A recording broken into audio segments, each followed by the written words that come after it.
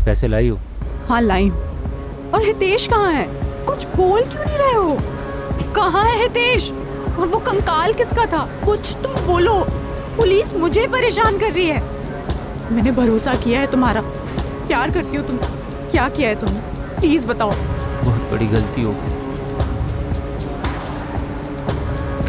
कैसे बताओ?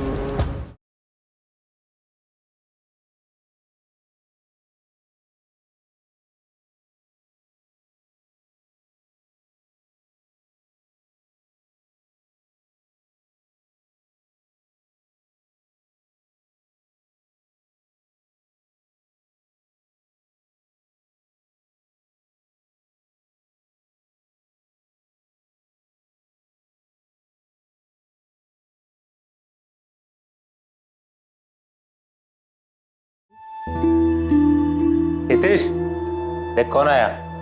तेरी मामी आरती। मुझे लगा ही था। अच्छा लगा तुमसे मिलकर आरती। वैसे धर्मेश ने मुझे कभी बताया नहीं, लेकिन अब समझ में आ रहा है क्यों नहीं बताया। तुम हो ही इतनी ब्यूटीफुल। अब क्या कर रहा है? तेरी मामी है। मामी लोग बुड्ढी होती हैं, लेकिन ये तो मैं ना तुम्हें आरती बुलाऊं, ठीक है? मामी मामी नहीं। देख लो, चलेगा। अब कोई तो होगा जिसके साथ मिलकर मैं धर्मेश की बैंड बजा सकूं। वाह बेटा, मामी क्या थी, मामा का प्यार भूल गया। इस आरती को ढूंढो किसी भी तरह से, क्योंकि फोरेंसिक के मुताबिक जो कंकाल हमें मिला था वो किसी फीमेल का नहीं, मेल का है। मतलब आरती का नहीं। उन दोनों की तरह ये भी हमारे साथ लुका छुपी का खेल खेल रही है। हो सकता है इन तीनों ने मिलकर किसी और को मार दिया। हमें ध्यान रखना होगा, किसी को बदबू नहीं आनी चाहिए। अभी हम तीनों की जिम्मेदारी है। इसके लिए हमारे चेहरे पे शिकन नहीं होनी चाहिए, एकदम नॉर्मल मुस्कुराते। ठीक है आरती? और उस अनजान आदमी को मारने के बाद तीनों को लगा होगा कि फरार होने उनके पास एक आखिरी रास्ता बचा। इसके चांसेस बहुत ज़्यादा हैं। मुझे लगता है हमें सबसे एक बार फिर से बात करनी चाहिए। हो सकता है किसी के जहन से कोई बात निकल गई। सर, ये मकान मालिक रमन हमसे कुछ छुपा रहा है। इसे पक्का कुछ पता है, हमें इससे बात करनी चाहिए। शायद इसको पता था कि तुलसी के पौधे के नीचे एक लाश छुपाई गई थी। हो सकता है इसे तुलसी के पौधे में पानी डलवाने की बड़ी चिंता थी। अरे ये तुलसी में पानी नहीं डालती क्या? देखो कितना सूख गया है। और हितेश और धर्मेश के गायब होने का फायदा उठाकर हो सकता है ये शायद अपने को जुर्म छुपा रहा है।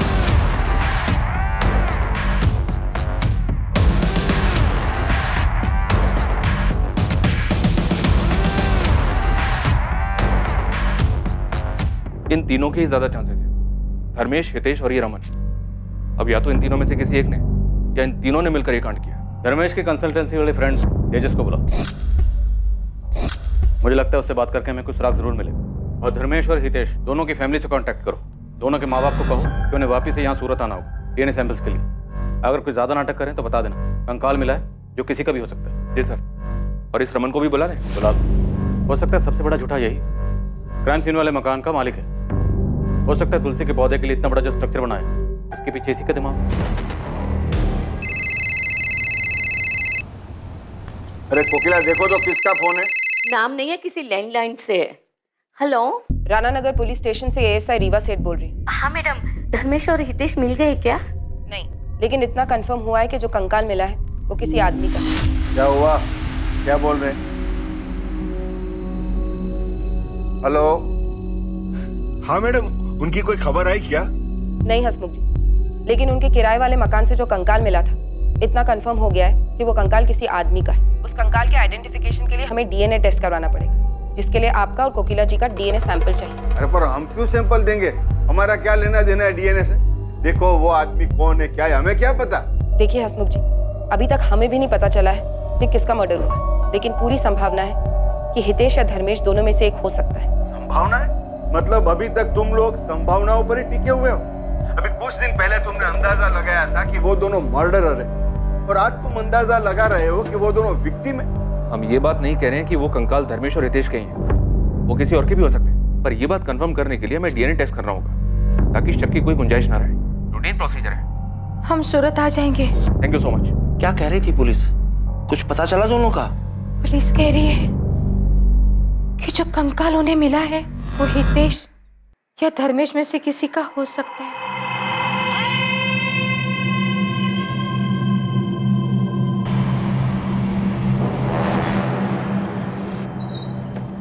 धर्मेश तुम्हारा दोस्त, तो उसने कुछ तो बताया होगा। दिमाग पे थोड़ा जोर डालो। वो मुंबई में नया बिजनेस खोलने की सोच रहा था, शायद उस बारे में कुछ कहा। सर धर्मेश ने मुझसे मुंबई जाने के बारे में कोई बात नहीं करी थी, और नया बिजनेस शुरू कर रहा था। क्या हुआ, क्या सोच रहे हो? सर बात थोड़ी पुरानी है, पता नहीं आपके काम की है भी या नहीं। तेजस काम की है या नहीं है ये हम देखेंगे, तुम्हें जो भी पता है बताओ। सर एक बार धर्मेश ने मुझसे कहा था कि वो अपना फोटो स्टूडियो शुरू करना चाहता है। Dharmesh photo studio? हाँ सर, कॉलेज में उसने फोटोग्राफी का कोर्स भी किया था। फोटोग्राफी के बारे में तो हमें किसने कुछ नहीं बताया। सर 4 या 5 साल पुरानी बात है, जब उसने कंसल्टेंसी फर्म ज्वाइन करी थी तब उसने मुझे बताया था। सही है यार, तूने निकाला ये। बताया नहीं यार तूने कभी कि तू इतना बेहतरीन फोटोग्राफर है। इस फर्म में क्या कर रहा है तू? बाहर निकल, बहुत पैसा है फोटोग्राफी में। तुझे क्या लगता है मैंने ट्राई नहीं किया होगा? खुद का स्टूडियो था मेरा, कुछ करना चाहता था, सोचा था। बस जरूरी नहीं ना जो सोचे वो हो जाए। क्यों, ऐसा क्या हुआ? याद मत दिला। उस नरेंद्र को अपना पार्टनर बनाया, दोनों ने मिलकर साथ पैसों का जुगाड़ किया, स्टूडियो खोला, लेटेस्ट इक्विपमेंट डाले, सब अच्छा चल रहा था। फिर पता नहीं किसी ने उसके कान भर दिए, धोखा दिया उसने मुझे। काफ़ी झगड़ा हुआ हम दोनों के बीच में, फिर खटास इतनी बढ़ गई स्टूडियो बंद करना पड़ा। तुम जानते हो इस नरेंद्र को? इसके बारे में और कुछ बताया था? नहीं सर, धर्मेश ने बताया था कि वो उसका कॉलेज का फ्रेंड है। सर धर्मेश ने अपने कंपनी वाले रेज्यूमे में अपने कॉलेज का नाम Shankar Moolchandani college of arts and commerce लिखा है। तेजस, जिस झगड़े का जिक्र धर्मेश ने किया था वो बड़ा झगड़ा था, मतलब मारपीट हुई थी? वो तो पता नहीं, पर इस बारे में बात करते समय बहुत उदास हो गया था वो। ठीक, हो सकता है इन्फॉर्मेशन हमारे कुछ काम की, लेकिन अगर तुम्हें कुछ भी याद आए तो तुरंत हमें कांटेक्ट करना। Okay sir. उसके कॉलेज में पता करें सर, हो सकता है ये धर्मेश नरेंद्र के बैच का ही हो।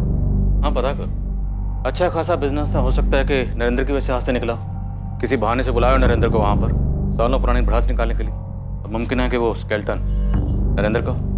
पता करता हूँ सर। जी नरेंद्र नाम का एक स्टूडेंट था हमारा, धर्मेश वगेला की ही क्लास में था वो।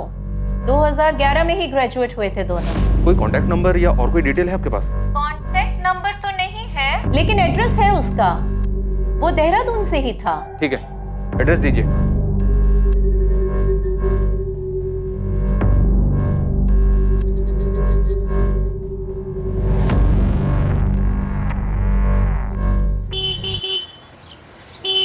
माँ मैं निकल रहा हूँ, देर होगी मुझे तो मैं फोन करूंगा। हाँ अरे ऐसी कौन सी जगह जा रहा है जहाँ देर हो जाएगी तुझे? अरे सुन तो। जय श्री कृष्ण दीदी, कैसी हैं आप? जय श्री कृष्णा। कहाँ लेके जा रहा है तू इसको?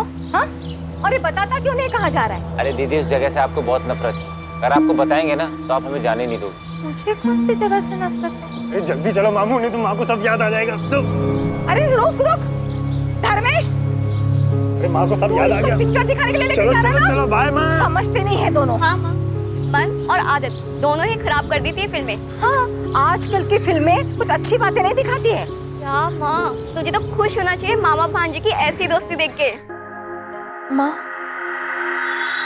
पुलिस क्या कह रही है कि धर्मेश और हितेश दोनों ने एक दूसरे को?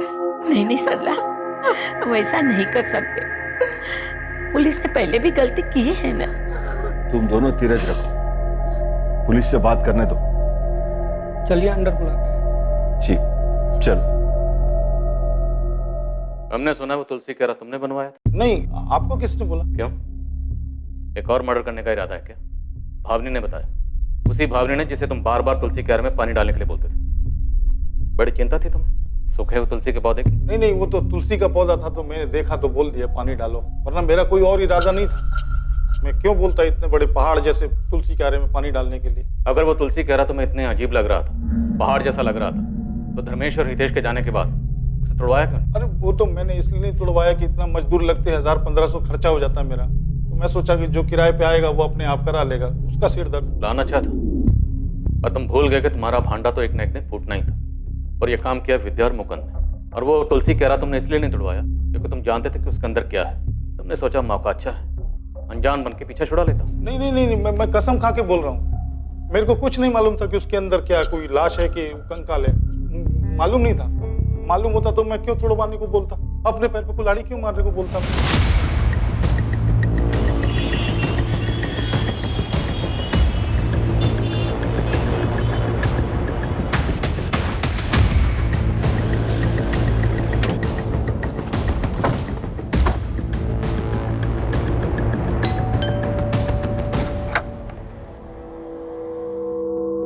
नरेंद्र वर्मा। जी मैं ही नरेंद्र हूँ। धर्मेश वागले को जानते हो तुम? सर मैं कैसे बताऊँ धर्मेश कहाँ होगा, आप मुझे क्यों पूछ रहे हो? हमने सुना है कि धर्मेश के साथ तुम्हारा झगड़ा हुआ था, तुमने धोखा दिया था उसे। मैंने धोखा दिया सर?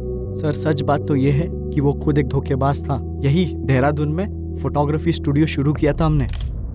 3 महीने सर किसी तरह मैंने गाड़ी खींची और नहीं हो पाया सर। भाई 2-3 लेंस लेने पड़ेंगे, पैसे का जुगाड़ कर ले। लेकिन क्यों लेना है जब उसके बिना भी काम चल रहा है? तो भाई काम चल रहा है, अच्छा काम नहीं चल रहा है। देख भाई तू भी जानता है, और ये बात हुई थी हमारी कि शुरू के 6 महीने 10 लाख में निकल जाएंगे। हाँ तो क्या पता नहीं 2 महीने में खर्चा कितना हुआ है? 13 लाख रुपए। एक फूटी कौड़ी का कोई रिटर्न वापस नहीं आ रहा है। ऐसा नहीं चलता है धंधा भाई। तू कहना क्या चाहता है? ये पैसे ना बिजनेस में लगे, मेरे ऊपर खर्चा नहीं हुआ है, और मेरा टाइम मेरी मेहनत, उसका क्या भाई? मुझे भी रिटर्न नहीं मिला है। यार एक काम कर ले, ये पार्टनरशिप खत्म कर देते। मतलब धर्मेश के ऊपर बहुत गुस्सा था तुम्हें? आप गलत तार छेड़ रहे सर, मैंने आपको पहले ही बता दिया। पिछले 6-7 साल से एक दूसरे की शक्ल भी नहीं देखी हमने। सर 13 लाख के लिए मैं उसको किडनैप कर दूं, मर्डर कर दूं? मर्डर की तो मैंने बात ही नहीं की, मैंने तो बस इतना कहा कि धर्मेश मिसिंग है। सर आप गलत समझ रहे सर, मैं ये कहना चाहता था कि मैं सीधे सीधे बात करने वाला आदमी हूँ। अब मैं भी तुमसे सीधी सीधी बात करता हूँ। आरती छाबड़ा को जानते हो तुम? जी सर बिल्कुल जानता हूँ। धर्मेश की कॉलेज वाली गर्लफ्रेंड थी सर। सर हम साथ में ही पढ़ाई करते थे और साथ में ही हैंग आउट था हमारा। और ये रिलेशन कितना सीरियस था? बाद में भी साथ थे दोनों? सर बात का तो नहीं पता, लेकिन इतना पता है कि धर्मेश कॉलेज में साई की तरह उसके साथ रहता था। आरती को कोई आंख उठाकर भी नहीं दिखता था कॉलेज में।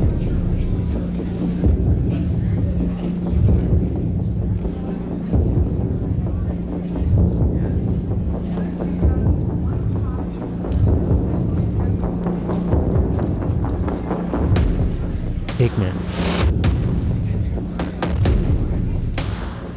क्या घूर रहा है? लड़की अनकंफर्टेबल हो रही है, दिखाई नहीं दे रहा। ओ बॉडीगार्ड, तू जाना अपना काम कर। बंदी है मेरी, ऊपर से अकड़ भी दिखा रहा है। यार से समझा रहा हूँ ना, मत घूर। ओ बॉडीगार्ड, मैं तो घूरूंगा, तू क्या कर लेगा? क्या तुम बता सकते हो आरती हमें कहाँ मिल सकती है? सर अब वो कहाँ होगी ये तो नहीं पता, लेकिन मैं आपको उसके घर का पता दे सकता हूँ, यही देहरादून में। एड्रेस दो उसका। सर नासिक पुलिस का फोन आया था। 2 दिन पहले नासिक में मंगोल नाका के पास उन्हें एक आदमी की डेड बॉडी मिली।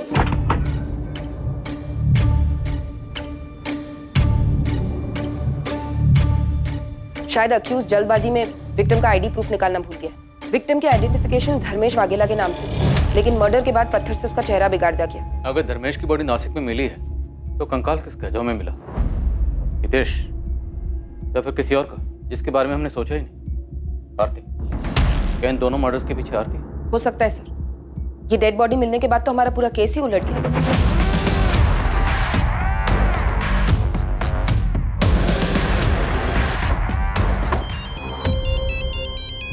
अरे वाह, बोलो। What? धर्मेश की डेड बॉडी मिली है? आरती के घर पहुंच गया हूं मैं, देखता हूं यहां से क्या मिलता है। जी हमें आरती से बात करनी है। आप? Sub inspector Sunil Goradiya, Gujarat police. लेकिन वो तो सूरत में ही रह रही है सर, पिछले 3 सालों से। सूरत में किस जगह? धर्मा रोड के पास। आरती काम क्या करती है वहाँ? जी सर वो HR मैनेजर है। किसी धर्मेश को जानते हैं आप लोग? धर्मेश? नहीं सर। ताजुब, आपको नहीं पता? कौन है ये धर्मेश सर? धर्मेश आरती का बॉयफ्रेंड है। तुम्हें कुछ पता था इसके बारे में? नहीं जी, मुझे भी अभी पता चल रहा है। पर हुआ क्या सर? धर्मेश की डेड बॉडी मिली हमें, और उसका भांजा हितेश मिसिंग है। जिस घर में धर्मेश और हितेश किराए पर रहते थे, हमें पहले वहाँ कंकाल मिला, और अब धर्मेश की बॉडी। इन सबसे आरती का क्या लेना देना सर? भरत जी, आरती सूरत में एक ऐसी अकेली इंसान है जिसे धर्मेश और हितेश जानते थे। मैं आरती को फोन करता हूँ सर। नहीं, आप उसे कॉल नहीं करें। उसका कॉन्टैक्ट नंबर और एड्रेस हमें दीजिए, और जॉब डिटेल्स भी। तो ना, इसमें आरती की भलाई है। अगर हमारे यहाँ से जाने के बाद आप उसे इन्फॉर्म नहीं करेंगे तो। ये क्या बोल रहे हैं आप? क्या हुआ? किसका फोन था? पुलिस बोल रही है कि धर्मेश की लाश मिली। जी सर, आरती के पेरेंट्स तो बता रहे कि वो सूरत में ही है। उसका एड्रेस और फोन नंबर मिला है। रीवा गई है उसे उठाने उस एड्रेस पर।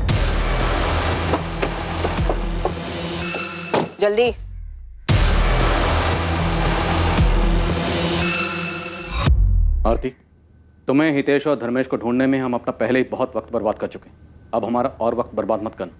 अगर अपनी सलामती चाहती हो तो बता दो कंकाल किसका था। कंकाल? हाँ, कंकाल। किसका कंकाल?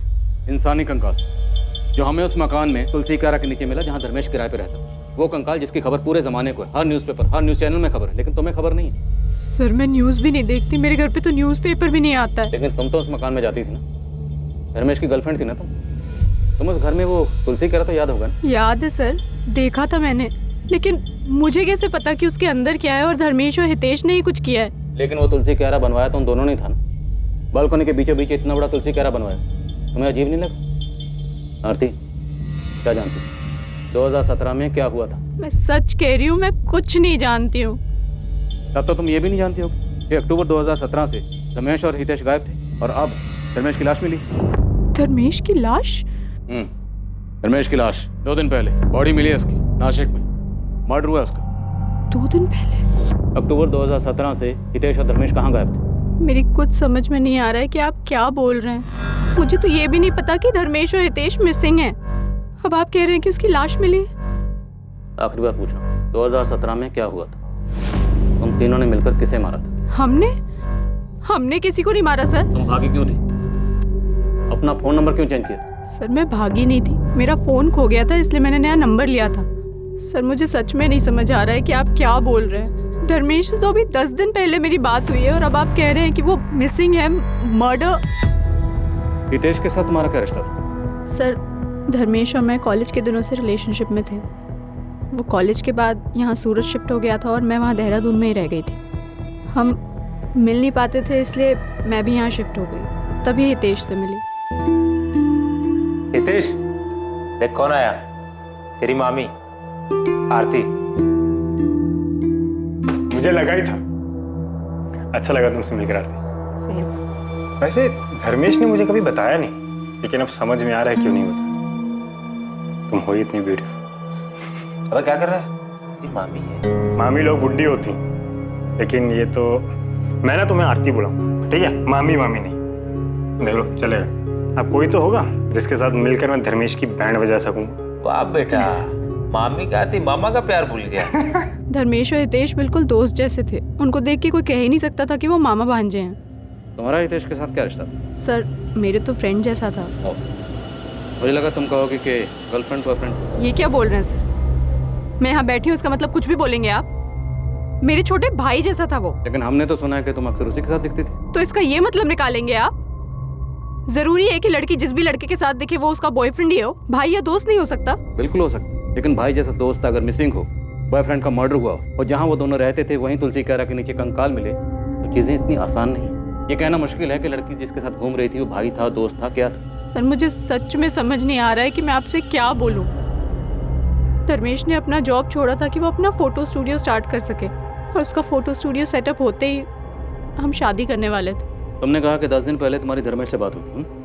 वो सिर्फ तुम्हारे कांटेक्ट में था, अपने घर वालों के क्यों नहीं? सर मुझे सिर्फ इतना पता है कि वो अपने फोटो स्टूडियो के लिए पार्टनर्स ढूंढने के लिए गुजरात और बॉम्बे में घूम रहा था। फिर अक्टूबर 2017 में उसने मुझे फ़ोन पर ही बताया कि उसने और हितेश ने वो घर खाली कर दिया है। सर उसके बाद उन दोनों से मेरा कांटेक्ट टूट गया। मैंने 1 महीने तक फ़ोन किया लेकिन कोई बात नहीं कर रहा था, दोनों का फ़ोन स्विच ऑफ आ रहा था। फिर 1 महीने बाद धर्मेश का लैंडलाइन नंबर से फ़ोन आया। हेलो आरती, धर्मेश बोल रहा हूँ। कैसी हो तुम? कैसी हूँ मैं? कैसे छोड़ के गए थे तुम?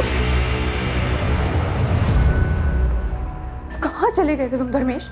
आई एम सॉरी आरती, वो मैं गुजरात से बाहर हूँ, स्टूडियो के लिए कुछ पैसे का जुगाड़ करने गया, बस उसी में लगा हूँ, इधर उधर भटक रहा हूँ। जैसे कुछ सेटल होता है तुम्हें बता दूँ। और हितेश भी मेरे साथ है, तुम टेंशन मत लो। बिना बताए ऐसे कैसे चले गए? मिल के भी तो जा सकते थे ना। अच्छा मुझे भी निकलना है, बाद में बात करता हूँ। Okay bye. उसके बाद पिछले 2 सालों में मैं और धर्मेश कभी कभी ही मिलते थे।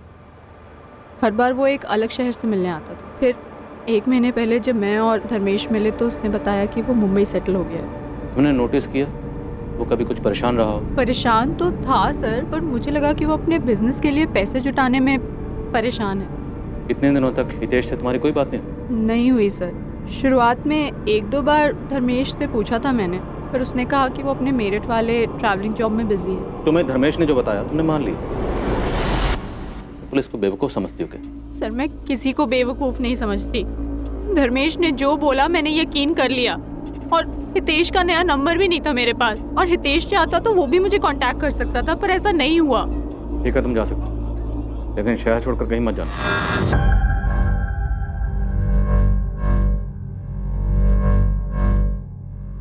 झूठ बोलिए लड़की। हाँ सर, जवाब देते वक्त कुछ और ही सोच रही थी। जब धर्मेश और हितेश के गायब होने के बारे में पूछा तो बात घुमा दी, और लड़की के चेहरे और आंखों में वो तकलीफ बिल्कुल नहीं है जो एक लड़की के अपने बॉयफ्रेंड और होने वाले पति की मौत की खबर सुनकर होनी चाहिए। शायद कुछ छुपा रही है सर।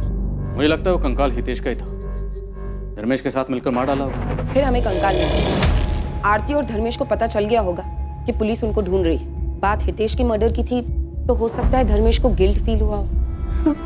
अब बर्दाश्त नहीं होता। तुम्हें नहीं आना बताओ, तुम्हें कुछ नहीं हो। मैं सरेंडर करने जा रहा हूं। नहीं धर्मेश, ऐसा कुछ नहीं करोगे तुम, ऐसा सोचना भी मत। पूरी जिंदगी जेल में काटनी पड़ेगी। और तुम्हें क्या लगता है ये इसे सरेंडर कर देने से तुम्हारा गिल्ट कम हो जाएगा? नहीं, ऐसे एटलीस्ट हम साथ तो रह सकते हैं ना। कुछ दिनों में ना ये मामला भी सारा ठंडा पड़ जाएगा। तुम पहले शांत हो जाओ। तुम्हें लगता है मामला ठंडा पड़ जाएगा आरती? ये कोई चोरी और 420 का केस नहीं, ये मर्डर है। मैं चाह रहा हूँ सरेंडर करने, मैं चाह रहा हूँ आरती। नहीं धर्मेश, लेकिन अगर धर्मेश पुलिस से कन्फेस करता तो आरती को पता था कि आरती भी जुर्म में शामिल है। सजा उसे भी होगी, जो शायद आरती को मंजूर ना होगा। तो हो सकता है इसीलिए आरती ने धर्मेश को मार डाला या मरवा डाला। धर्मेश को मारना पड़ेगा, लेकिन ध्यान रहे एक्सीडेंट लगना चाहिए।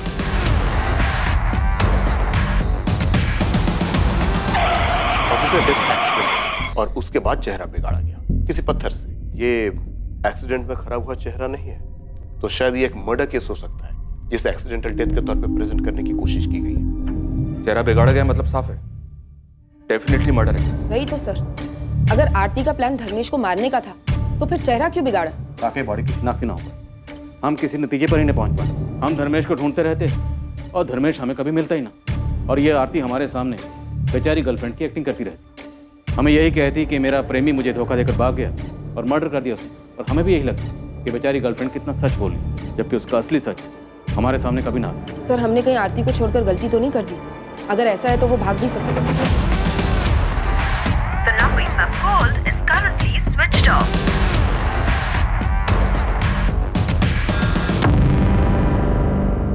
मुझे नहीं लगता आरती भागेगी। ये खेल उसने शुरू किया है कि उसे पूरा करेगी। एक काम करो, इसका फोन सर्विलेंस पर डालो और इस पर हर वक्त नजर रखो। ये कोई ना कोई गलती जरूर करेगी। इसके पीछे लग जाओ, साई की तरह चुपचाप, कोई आहट नहीं। सर,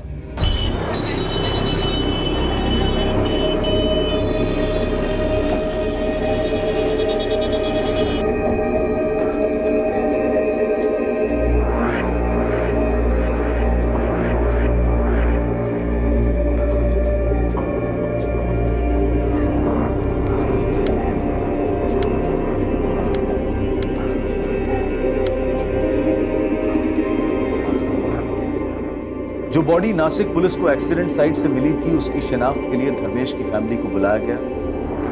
चेहरा बिगड़ा होने के बावजूद कोकिला वाघेला ने अपने बेटे धर्मेश की लाश को पहचाना। डीएनए के सैंपल्स लेने के बाद पुलिस ने धर्मेश की बॉडी को उसकी फैमिली को हैंडओवर कर दिया। उसका अंतिम संस्कार हुआ।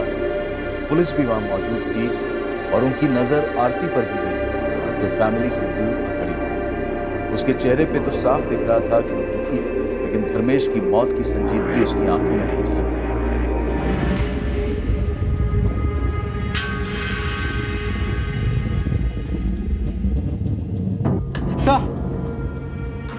सर डीएनए रिपोर्ट आ गई।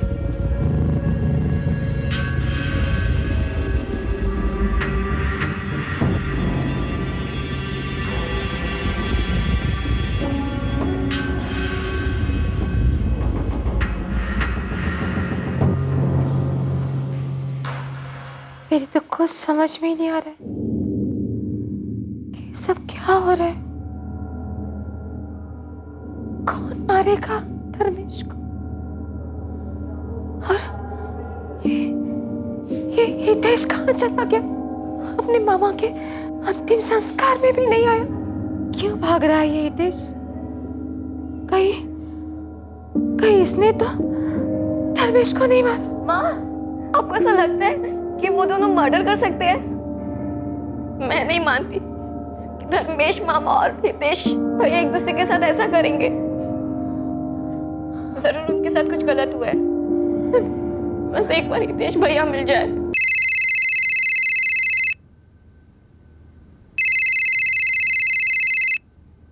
शायद पुलिस का फोन है। हेलो,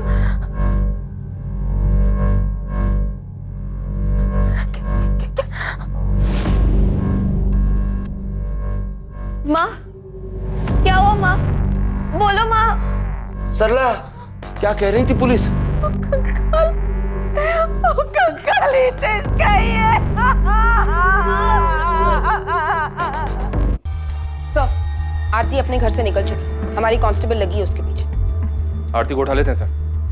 नहीं सुनिए, ये आरती कोई बड़ा गेम खेलने दो उसे, लेकिन आंख नाक कान मुंह सब खुले रखो। ये आरती कोई ना कोई गलती जरूर करे।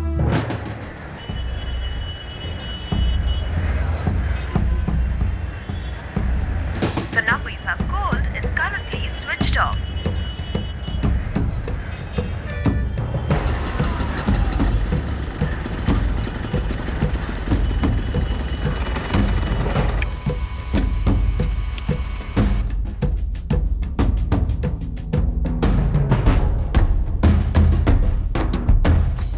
આપે જે નંબર ડાયલ કર્યો છે તે પહોંચની બહાર છે। पिछले कुछ दिनों से काफी परेशान हूँ। मैंने पूछा भी, लेकिन कुछ बताती ही नहीं है। चुप छुपाकर किसी के साथ फोन पर बात करती है? सर, किसी से बात होती है या नहीं होती ये तो मुझे नहीं पता, लेकिन मैंने उसे बार बार फोन करते हुए देखा है। कभी उदास हो जाती है और ज्यादातर चिड़चिड़ी रहती है। कोई अंदाजा है आपको कौन है वो जिसे फोन करती है? नहीं सर, इससे ज्यादा कुछ नहीं पता।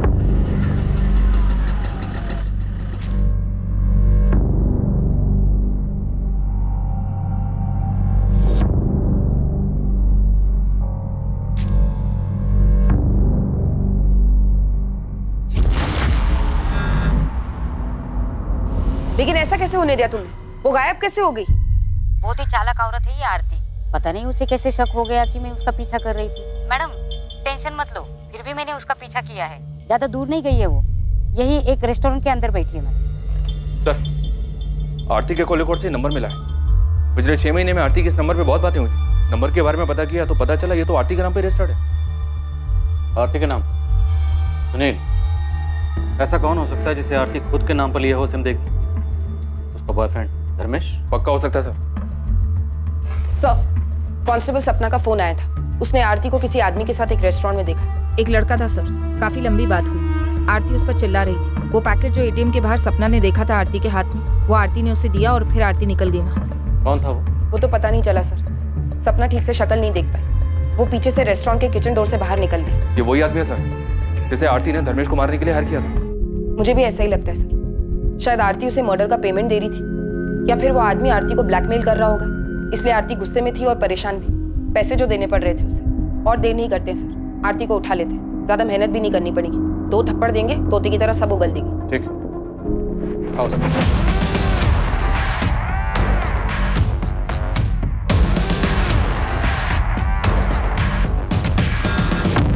तो तुमने धर्मेश को मरवाया। जिस शख्स से मरवाया उसके मुंह में पैसे ठूसे थे, लेकिन वो तुम्हें ब्लैकमेल कर रहा है, इसलिए आजकल इतनी परेशान हो।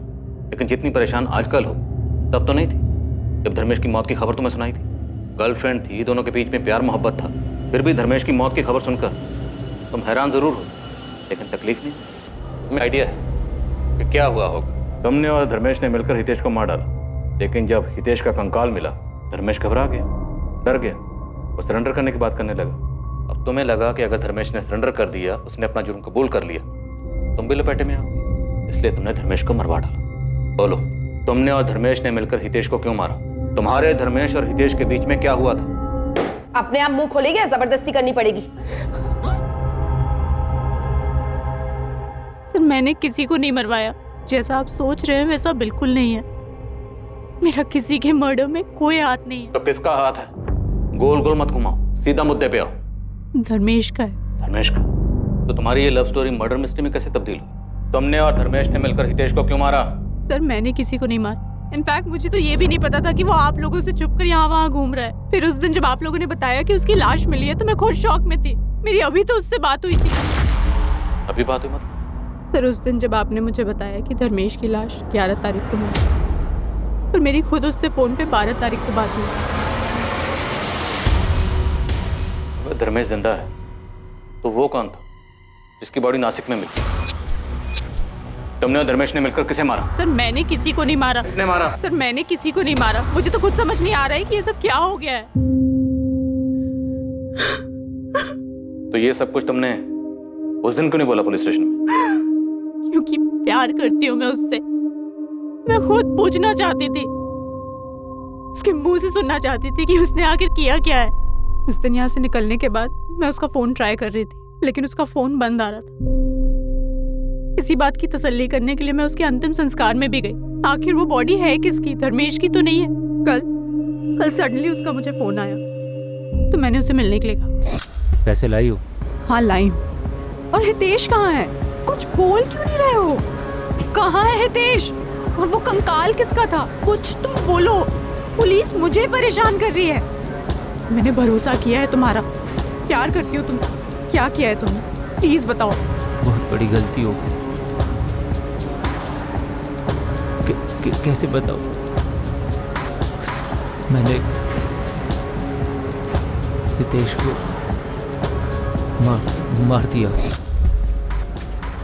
वो कंकाल भी हितेश का है। तो पुलिस जो बोल रही है वो सच है?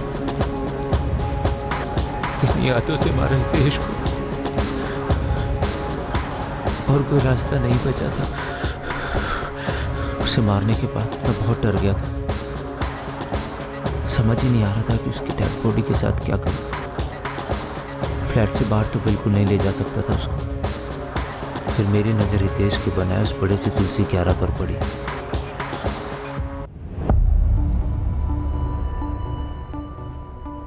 मैंने इंटरनेट पर ढूंढना शुरू किया कि डेड बॉडी को जल्दी से जल्दी डिकम्पोज कैसे किया जा सकता है। वहाँ से मुझे नमक के बारे में पता चला, तो मैंने किराना स्टोर से ढेर सारा नमक खरीदा और हितेश की डेड बॉडी को उसमें लपेट दिया।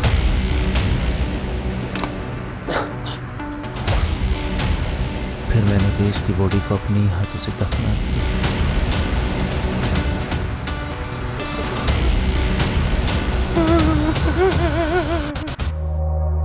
मुझे पता था मेरे पास वक्त नहीं है। कितना भी भाग लूं, कभी ना कभी तो पकड़ा ही जाऊंगा। नासिक में किसको मारा था?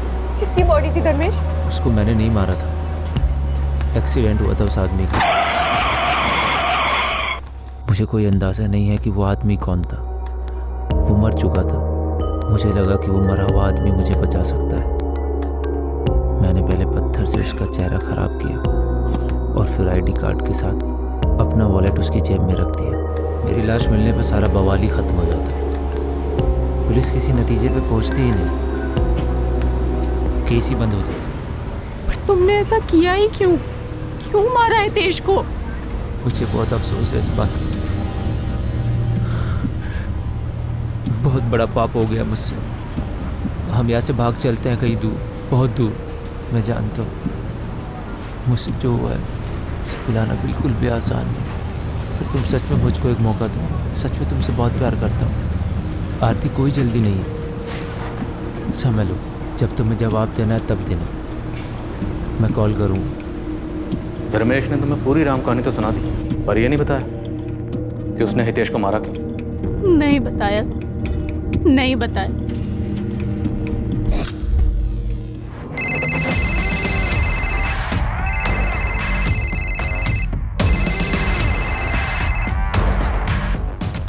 हेलो,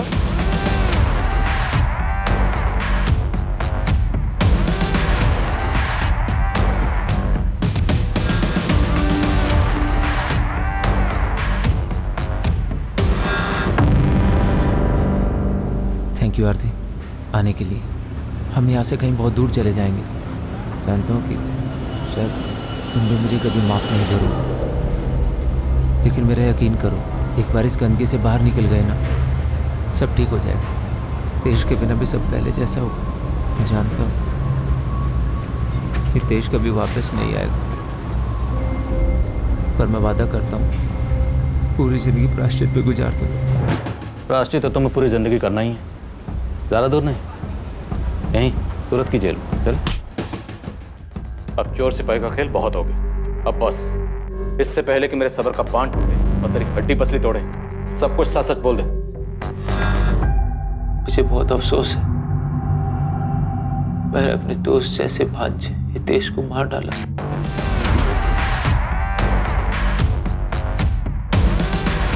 गलत किया हितेश तूने, तीर का सांप निकला तो। मेरी मजबूरी थी, नहीं मारता तो क्या करता। तो ऐसी कौन सी मजबूरी थी जो अपने बेस्ट फ्रेंड को मार डाला?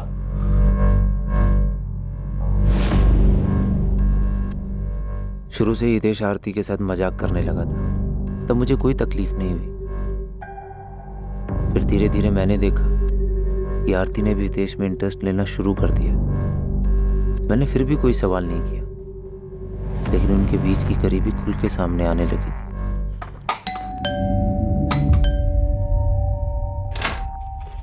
हेलो, तुम यहाँ? बताया नहीं तुम यहाँ आने वाली थी। ऐसे ही चली आई, घर पे इतना बोर हो रहा था तो मैंने सोचा यहाँ आके हितेश के जोक सुन लेते। चल।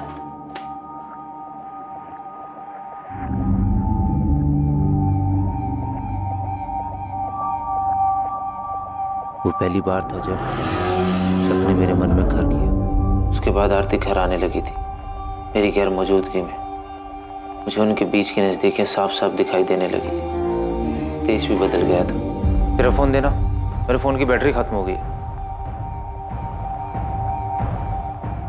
अरे फोन में लॉक लगा दी, ऐसा क्या है भाई जो छिपा रहा है? अरे नहीं मामू, वो तो बस ऐसे ही। मैंने सोचा फोन में फंक्शन है तो क्यों छोड़ूं, यूज कर लेता हूँ। उससे पहले हितेश ने कभी भी अपना फोन लॉक नहीं किया था और हमें एक दूसरे के सारे पासवर्ड भी पता थे, लेकिन उसने हर चीज पर पासवर्ड लगा दिया था, जिससे मेरा शक और गहरा हो गया। अचानक मेरे दिमाग में वो सब आने लगा। उन दोनों ने मेरे पीठ पीछे क्या गुल खिलाया होगा।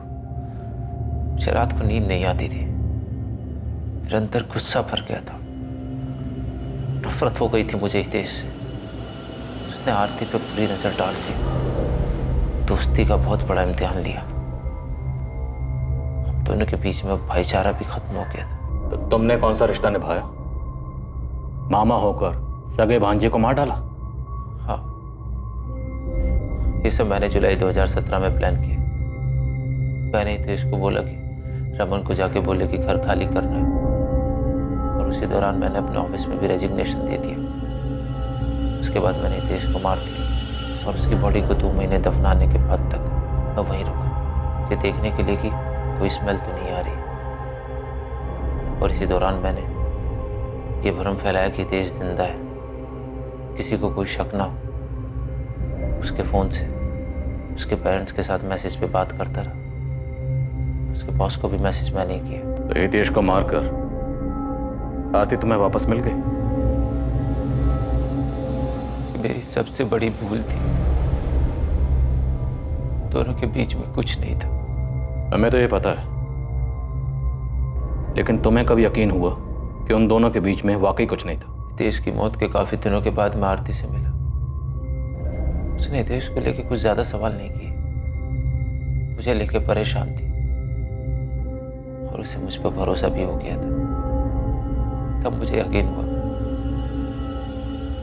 उससे बहुत बड़ी भूल हो गई। भूल?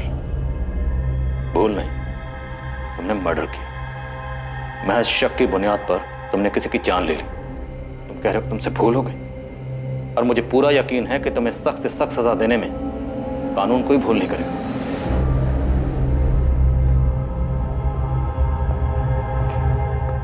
करने से पहले मुझसे तो पूछ लेते। हितेश छोटे भाई जैसा था मेरे, तुम्हारे छोटे भाई जैसा था। आरती मैंने बस करो धर्मेश, सुनने को कुछ नहीं छोड़ा तुमने। प्यार भरोसा सब बर्बाद कर दिया। पूछती रही, तुमने कभी नहीं बताया। अब तुम्हें क्या लगता है ये सब कुछ होने के बाद मैं तुम्हारा साथ दूंगी?